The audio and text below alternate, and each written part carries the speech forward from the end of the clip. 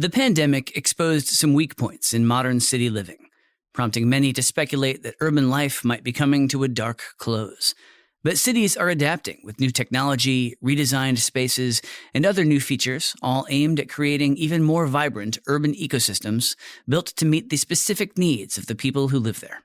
The job of city leaders and planners will be, I think, to find new ways to stimulate this innovation, the creativity, and cities will really have to continue to educate and upskill people so that cities still serve as those socioeconomic elevators, that push people up the income ladder and help them improve their chances in life. The world is changing fast, and every day, project professionals are turning ideas into reality, delivering value to their organizations and society as a whole. On Projectified, we'll help you stay on top of the trends and see what's ahead for the project economy and your career. This is Projectified. I'm Steve Hendershot. Whether it's a city with a storied history like Paris or an up-and-comer like Lagos, the modern urban metropolis has long served not just as a business hub, but also as a living and breathing innovation lab. There's just something about bringing together all those people from different social and economic strata that fuels new ways of thinking. It's not hard to see the appeal and why the world's cities keep growing. In 1950, about 750 million people lived in urban areas, according to the UN. By 2018, the number was 4.2 billion and climbing, with projections showing another 2.5 billion people moving into cities by 2050. That sort of rapid growth will stress test any urban plan, and the COVID crisis has intensified the strain.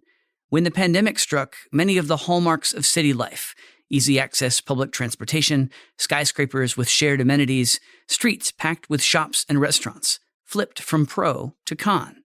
Proximity equaled peril. But don't count out cities just yet.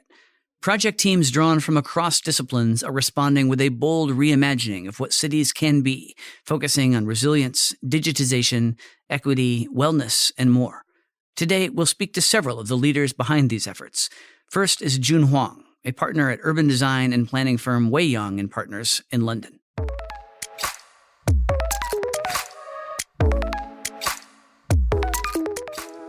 COVID and the climate crisis have put a renewed focus on the urban environment. What makes this discussion and the changes we might see so important to society? Cities initially emerged in ancient time as economic hubs and world fortresses. Their main roles were about facilitating trading and providing protection. But they also offer social benefits. People from different places come to meet up, exchange knowledge and information. As the population grew, more facilities evolved naturally. Throughout human civilization, cities are regional economic engines and knowledge hubs. They safeguard wealth and protect lives, and they generally offer higher quality and a more exciting life. The pandemic has really put a strain on some of the central features of urban life.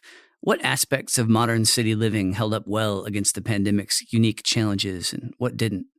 Urban life means easier access to concentrated services and amenities. That's really the real benefit of urban life. You have easier access to services even during the peak of the pandemic. Secondly, if the urban density is more or less correct, then they can make deliveries more efficient during lockdowns. Third, urban infrastructure, in particular the fast-speed internet, enabled millions of people to work from home effectively. What didn't really work? First, super high density. We saw this in many cities around the world because people had to share very limited resources and they can't avoid close contact during the peak of the pandemic. As soon as they decide to go out, you have to take the lift. Sharing the lift with others, you take your risk. Secondly, the poor housing quality, especially in bigger cities. Many urban dwellings suffer from lack of sunshine and good ventilation, inadequate room size, and poor access to open green spaces. The pandemic just exposed the very dark side of the city life today, the inequality issue.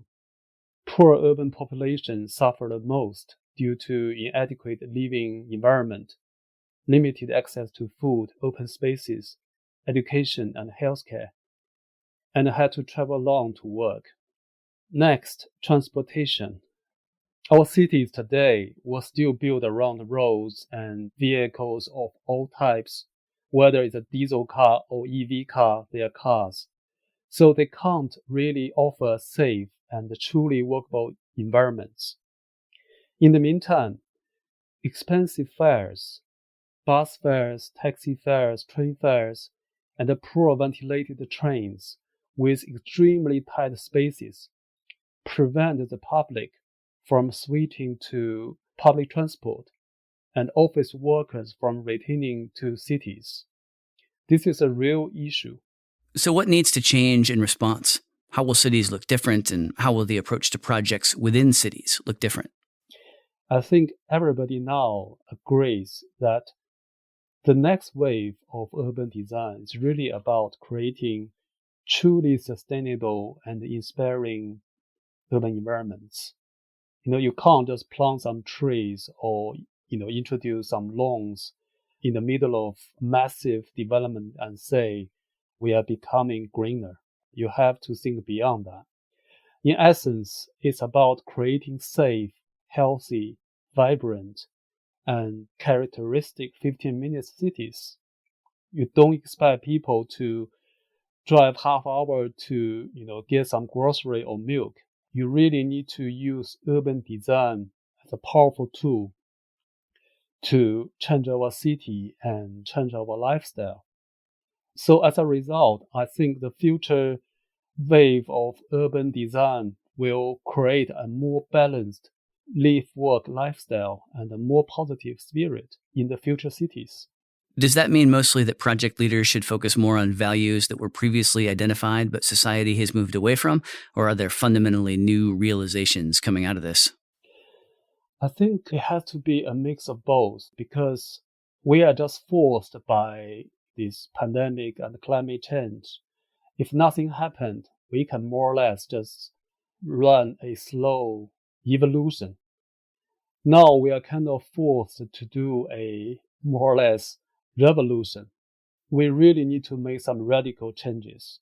Designers, you need to understand the problems of current urban life, and you need to think really hard how you can make some changes. But if you look at all the countries around the world, their reaction and the situation in the pandemic are very different. You can't just build white blocks everywhere.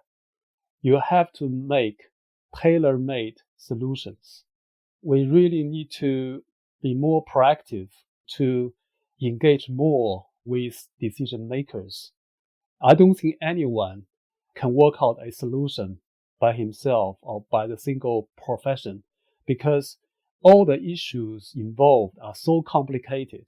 The financial advisors, investors may tell you a totally different story, and they don't care about your design. They only look at the numbers. So really, I think the two main points is, as designers, you have to think really hard for your solution. And secondly, we really need to engage with other professions and parties and work out a solution collectively. These projects also involve a lot of stakeholders: city leaders, investors, urban planners and designers, and of course, residents. Is there an approach that can satisfy everyone and also be genuinely forward-looking? First, as a project leader or the chief designer, you have to have a clear vision of the project and its impact to the city, because in all fairness, politicians, city mayors, or investors, they have different goals and they don't have the knowledge. You have to be very professional and prepare to be the thought leader. You need to make sure they appreciate the value of your approach and offer their support. For example, I lecture in different institutes at Cambridge University in the UK. So they always have these executive courses for local mayors and the CEOs of these major companies. I have to tell them something really refreshing to make them understand. Even if you invest in real estate in Chicago, it's not only about how good the building looks like, it's about the overall impact on the city. And there's added value to the city. And then the city will pay back to your investment. Secondly, you need to engage or persuade the clients to engage all stakeholders. For example, if you have a project in Kuala Lumpur or Shanghai, you say, okay, we can't just talk to the investors and politicians, etc. We need to engage local residents at different levels. You need to hear what they think, what kind of life they live. Shanghai's life is totally different to Kuala Lumpur or even Beijing. So you have to understand the local culture, people's life and their need. Then work out a collective vision between different groups. Lastly, you need to really understand the multidisciplinary collaboration. I mean, in all the projects I have been involved in, big or small, as you can understand, there are always heated debates even between architects and landscape designers, engineers, which is the right approach. So we really need to be humble and strive to obtain more knowledge in different fields, learn from others, and then establish effective collaboration. So hopefully, out of the collective efforts, we can make the project much better.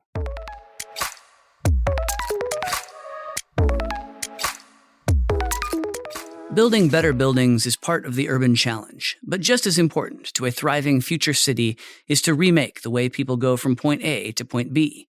PMI Future 50 leader Zhengkai Jiang is a senior project manager at CRRC Zhuzhou Locomotive Co Limited in China. Here's what he had to say about leading a project to design and manufacture fully autonomous trains for the Nanning Metro. It's the first independent project the company has completed with GOA 4-level automation, the highest grade of automated train operation. It's only got 14 months delivery period, which means we have to design and procurement and manufacture and finish all the tests and delivery in 14 months. But the outbreak of COVID-19 brought us a big problem. We built a strong team, experienced team, to make sure every task had been looked after. And then we also adapt some experience from another project. We call it Shanghai Line 18. It's also a GOA4 fully automatic project, but that's one we cooperated with Siemens. We learned that experience from that project, taking the bad experience, the good experience, and integrate with them, all this to this project. And then we shortened the design cycle. We had a very experienced and individual safety assessment agent. Also, they worked for the Shanghai Line 18 before as well. Because of this, the third party, they conduct a full process audit from the very beginning, from the design. This avoid a lot of risk and a rework cycle. And as with all aspects of modern city life, railway transit will continue to change with greater focus on sustainability. From my imagination, the future of the railway transportation should be an all-round and three-dimensional railway transit mode, including mainline transportation such as high-speed train, intercity trains, urban subways, trams, and low-speed maglifes, also the troller buses. They can provide more choices for human travel with green and low carbon. In the future, the railway transportation must be more intelligent, must be more efficient. The wave of tech-fueled mobility is just one of the changes coming to urban life. Projectified's Hannah Schmidt spoke with Soo-Jin Kim, head of the Urban Policies and Reviews Unit at the Organization for Economic Cooperation and Development, or OECD, in Paris. They discussed making cities more walkable, improving housing with more green spaces, plus 3 ways cities can become more resilient.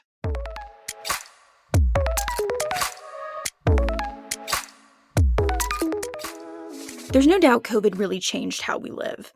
How are cities changing? What are some short-term versus long-lasting shifts? It did look like there was a certain fear of public space emerging in the early days of the pandemic last year, at least, when hustle and bustle that used to make cities the hot places to be seemed to turn into a higher risk of catching the virus, in fact. But not only did cities seem, more vulnerable on the viral front, but also on the economic front, because, in fact, according to OECD data, the share of jobs that were at risk of disappearing due to the first wave of lockdowns was generally the highest in big cities. When borders and businesses closed, the economy of cities also took a very hard blow, and what used to be their strength really turned into a source of vulnerability as well. But does this really mean, the death of cities in the long term? And will we see all those busy streets and shopping malls empty? And most importantly, will we see a massive urban exodus towards more remote and rural areas, perhaps? From where I stand, there is no evidence of such an exodus, because I think most of us have come to accept that even with the vaccine, life after COVID is actually going to be life with COVID. So I think COVID will not set back the long-term trend of urbanization, but it will certainly change the quality of urbanization and people's expectations towards cities. Another major focus for cities right now is resiliency. How can cities become more resilient to future threats, whether it's pandemics or the effects of climate change? COVID-19 might be new, but resilience or resiliency is not a new concept. Ever since cities were born, they have had to battle, countless disasters of different sorts, epidemics, natural, man-made. Looking back on the lessons from all these disasters, I think there are at least 3 steps to take in a resilience strategy for a city: prevent, prepare, and respond. The first step, prevention, is really about steering urban development away from risk areas, for example, through regulatory or fiscal incentives, and you try to risk-proof your land use policies. For example, in the city of Cebu in the Philippines, you have urban limits to restrict development in the areas that have been identified as being at risk of flooding or landslide. The second step is preparedness. So cities can develop a vulnerability and risk assessment. So it can be, for example, a flood hazard map. And many cities are developing local resilience action plans. Several cities now have appointed a chief resilience officer, for example, in Boston, I think, Melbourne, Milan, Paris. And the third step is, of course, to respond when the crisis is here. You really need a whole of government approach, both at horizontal and vertical levels, meaning that at horizontal level, all the departments within your city administration will need to coordinate, including with other services, ranging from 911 type emergency rescue to housing, social services. It's really an entire chain that you have to mobilize and deploy very rapidly. And then at vertical level, of course, across national or federal, regional, and local levels. I want to go back to something you mentioned earlier, which was digitalization. What aspects of city life have undergone digital transformations? How can that help cities become more resilient?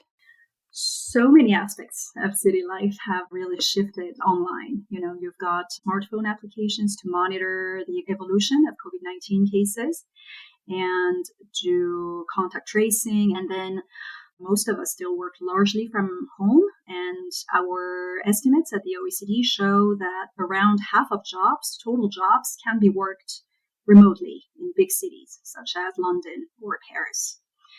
Obviously, you can increasingly order your groceries online, get medical care online, even visit a museum or listen to a concert online. But one of the objectives is also to reduce greenhouse gas emissions and make all those public services faster and more efficient.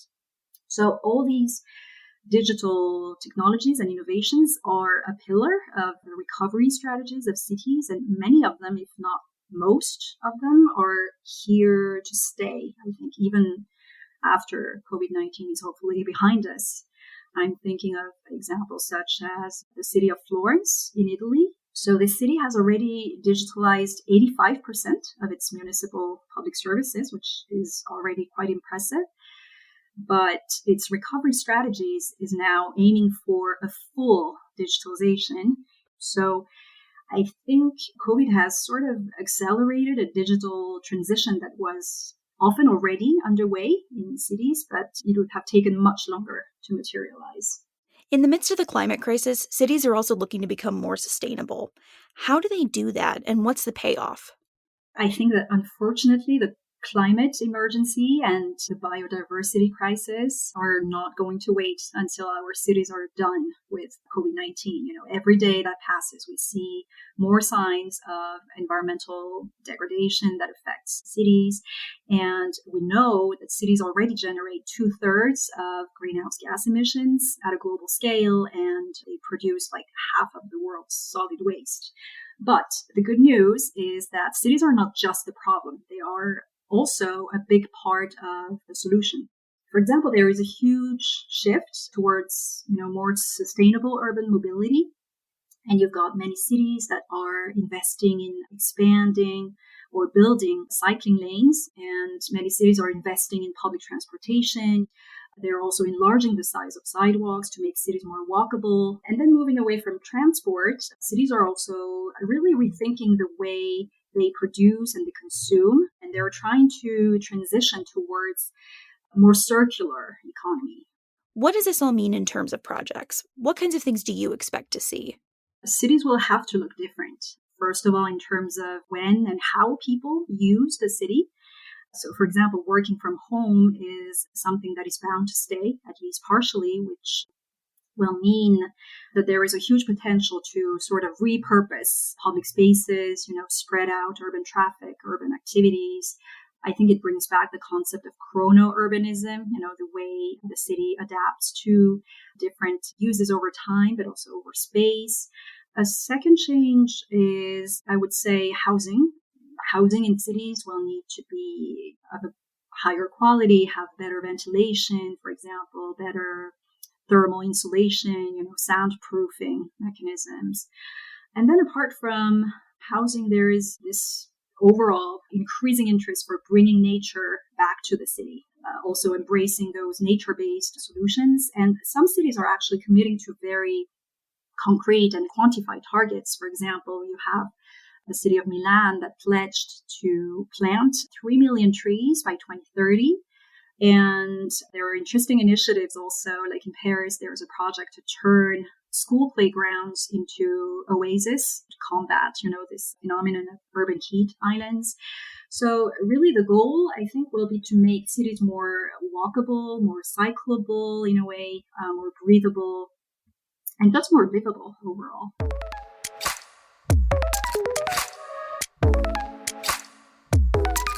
Cities have long been a testament to the power of proximity, of density, of the innovation and human flourishing that can take place when people are together. Yet we knew even before the pandemic that hyperdensity can bring about plenty of problems as well, both social and environmental. As an urban citizen myself, I can't wait to see the next wave of innovative projects that will shape our cities for the next generation. So here's to the next urban renaissance, and to all those project teams leading the charge. Thanks for listening to Projectified. If you like what you heard, please subscribe to the show and leave a rating or review. We'd love your feedback. To hear more episodes of Projectified, visit Apple Podcasts, Google Play Music, Stitcher, Spotify, or SoundCloud, or head to pmi.org/podcast.